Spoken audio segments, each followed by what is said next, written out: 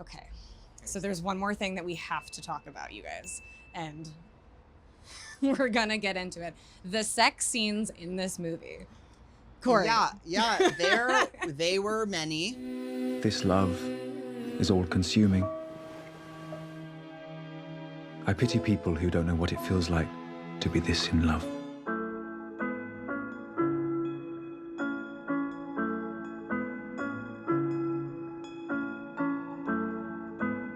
Hey everybody, it's Hannah Saulic, the head of video, and I am here with Corrin Chichizola, movies editor at CinemaBlend. And we're at the Toronto International Film Festival where we just saw Harry Styles in My Policeman. A little unknown actor known as Harry Styles. Probably not. An up-and-comer.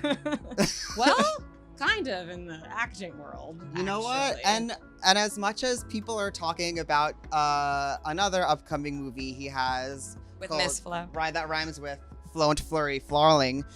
It's that's stupid. No, keep going. That's great. We're leaving all of this in. I gotta say, My Policeman, it might be kind of Harry Styles' big leading man acting debut. Well, yeah, so here's the thing that I want to kind of talk about, because neither of us have seen Flarling. That's very hard to say. How'd you do that? But like reviews are kind of mixed about Harry Styles' performance in that movie. And so that made me a little bit apprehensive going into this one. I was like, oh, I wonder if I'm going to be able to separate the man from the legend. The legend. And I will say, I was pleasantly surprised. Yeah, I have to agree. And, you know, this story is about very much Harry Styles as protagonist. He plays the title character, who is a policeman in the UK in the 1950s who ends up struggling a bit with discovering his sexuality. So on top of Harry Styles just normally being a pop star and a musician, he was also telling this really specific queer story. It was very complex and nuanced. Right. So I think, even especially considering all of that, I was even more impressed with him as an actor. It is a very specific story. It's one with a lot of big emotional stakes and based in real history. So the stakes were high enough where if he kind of fumbled, I'm sure people would have been very upset. And I can't speak for the way that other folks, you know, responded to the movie. But for me, I felt very impressed, and I felt like he was taking a lot of care with the history of the LGBTQ community in a way that really paid off. Harry's performance, I thought, was really grounded. I didn't feel like he was pushing at any point. I didn't feel like I needed more and he wasn't giving it to me. I just felt like he really understood the assignment and the role that he was given in this one. And it was, you know, it's a big one. He's a very famous man, and he's having these intimate scenes with various actors. And I'm sure that is somewhat exposing on top of the emotionality of it. And I just thought that he really kind of rose to the occasion in an exciting way. Yes, and something I will say, so this movie really wants you to know that Harry Styles is attractive at the beginning, and I'm like, yeah, babe, we know. Yeah, they did. I would say they succeeded in that. Yes, but they're like, just in case you didn't know, like, let's describe it to you. Look at the bone structure. Which is fine, but something, I mean, so Harry Styles acting opposite David Dawson. The whole dynamic between their characters is that David Dawson's character is supposed to be a little bit older, kind of helping Harry Styles through this journey a little bit. And I will say there were a few moments where with Harry, you could kind of see sort of, I don't want to say the inexperience, but just sort of maybe a learning curve, especially when they were up against each other. But then at the press conference, they were talking about how, like, that's really the true dynamic between these two people, is that, like, he is a little bit, like, I think it was even the older actor that plays Harry's character was like, it's not being naive. It's just having this innocence and this curiosity. And, like, once that was kind of put into perspective, I was like, oh yeah, that is actually, like, all of my kind of qualms with him within the movie. I was like, that's actually a way better choice than if you had somebody that was, like, almost as, do you know what I mean? I hear what you're saying. And he, you know, the character is curious. The character is exploring themselves and their sexuality and their identity. So those moments where it seems like there's like a little bit of naivete or that there's a learning curve. I actually feel like it's very much a purposeful choice by the filmmakers and the editors and the folks who cobbled together the movie in this way, to really show the characters' kind of growth and the ebbs and flows that come with being a queer person in the 1950s when it's literally illegal and punishable by prison. So yeah, do you want to kind of talk about how the film addresses all of that stuff? Like, what were your thoughts about how much it included, sort of like... Right. Well, another big thing is that, you know, we're following a love triangle in this movie, right? Harry Styles' character, his female love interest, and then their mutual friend with whom he's having an affair with. And we get to follow these three characters as it's all happening in real time. But then another set of actors are playing the adult versions of these characters in the 1990s. It's very much two different stories happening at the same time. And they weave together in a way that makes really smart way. The narrative of the story into kind of a mystery, because you're wanting to... the movie makes you really earn the understanding of each of the characters' motivations, what they did at the time, and then how they moved on in the decades after this kind of really explosive, exciting moment in all of their personal lives. Because we get to see the grown-up version of these characters, we also get to see, you know, how much progress has indeed been made over these decades, which is something we all know and appreciate now. For those of us who are queer or allies and understand how much the world has changed. But because of that, you also see how there's these generations of queer folks who just kind of got pushed into the margins of society.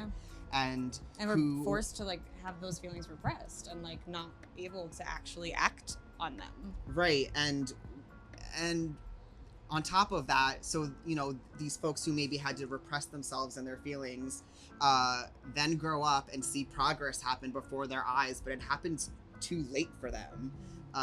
We see that the folks that, not to give away too much, but, you know, characters who maybe didn't get to live their authentic selves are watching the younger generation be able to do so much easier. And it makes your heart ache. There's a really heartbreaking scene. And it's like, the movie is, I mean, it's obviously a drama. There's not much comedy. No. But it's heartbreaking yet hopeful, I will say. But it does really like make you understand sort of the weight of the loss. Right. And, you know, the way that we've lost generations of queer folks is something that I think people talk about a lot in regards to the AIDS epidemic and the lives that were lost, but there were also those who were alive but still just as unable to live their truth. I mean, they weren't. It's like, is that really a life?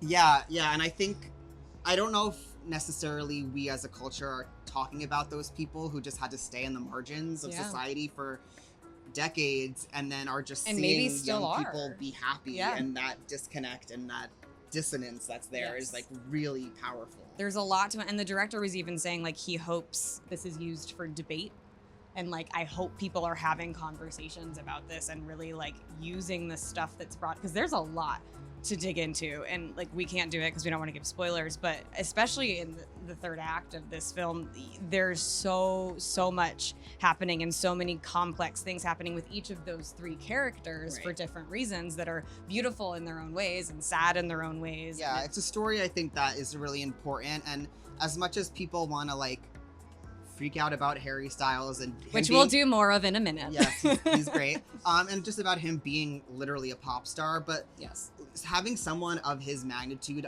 honestly taking this role and doing it so authentically. I mean, there's so many, I assume, really young fans that do not necessarily have the context of what it was like decades before for queer folks. So I do think there's the potential for like a really big learning curve for and I hope the he younger brings generations. so much more eyes to it too, because like this isn't necessarily, I mean, it's going to be on Amazon Prime. It's not, it might have a theatrical release. It's going to have for a few weeks, but it might be limited. I'm not sure how, you know, I don't know how many screens it's ultimately going up. I assume that the Amazon release is going to get much more eyes on it just because of the way we all stream things constantly. But I hope that a lot of like he will help bring more people to this film that might not have checked it out otherwise for whatever reason, because it really is beautiful. for sure.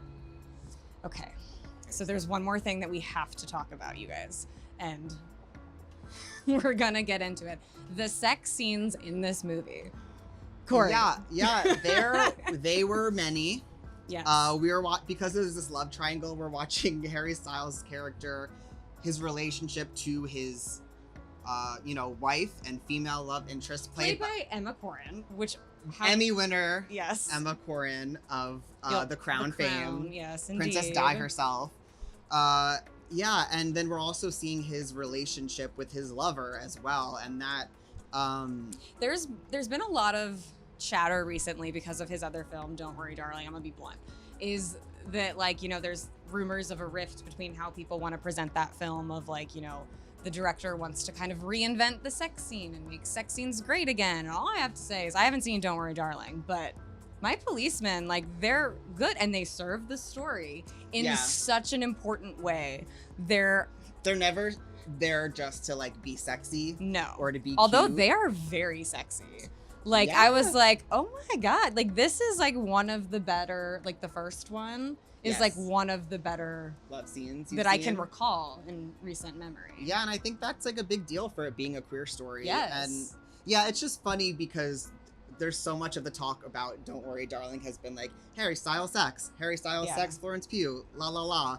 And there's been so much discourse about those love scenes. And meanwhile, there's just extremely sexy queer movie that the same star is involved in that no one's really talking about in the Harry same way. Styles fans are not ready. Yeah, buckle up. Yes. It's steamy. We're seeing a lot of him. And again, serve the story. We're not trying to sensationalize anything, or obviously that's not the point of the show, right, or the movie, but just No, yeah, it services the story, and it's just funny that we're watching these scenes just as everyone's obsessed about the sex scenes of another movie, and it's well, we'll see how much they each contribute to the plot, but yeah, I mean, clearly he's someone who's comfortable taking risks. And putting himself out there as an actor, which I think for someone who is that popular and in the public eye as a huge star and a pop star, I think that's really impressive that he was willing to take the risks on both of the projects. Yes, and I hope that we continue to see more of him in film and he continues to learn and grow and take on these interesting roles. And I just cannot recommend this movie more. I'm gonna put you on the spot. Star rating, my friend. What did you think? Oh gosh, you know what? I'm gonna go with 4 out of 5. Okay. I think it's probably the most moved I've been at the festival so far, and perhaps I am biased as a queer I was man. in tears. Yeah, there was mutual sniffling. Yes. Happening at various points. And just because this story, and the telling of the story of this generation of queer folks who weren't able to live their authentic lives or accept themselves. Yeah, I just found it really moving. Just the emotionality of it, I thought really paid off because of the way that these two casts of 3 told these characters' stories. Yeah. And so by that, they make you really earn the characters' motivations and their history and what happened in the time gap between these two stories. And the choices that they make, because so much of a lot of people have at the press conference, the actors were specifically talking about, wasted time and inaction. And it's you finally get to see some of these characters make choices instead of just letting life happen to them, which I think no matter who you are, you can relate to that on some level. And it's very powerful. All right, you guys. Well, My Policeman, starring Harry Styles, comes out in select theaters on October 21st, and it'll be on Amazon Prime Video on November 4th. And you guys have to go see this movie. It is so good. In the meantime, we've got a ton of other reviews and reactions to the movies here at the Toronto International Film Festival, so be sure to check those out and hit like and subscribe so you don't miss any more of them. And you can check out our print coverage of My Policeman and all the other movies we're seeing on CinemaBlend's home website. So definitely be sure to check that out. That coverage should be up now.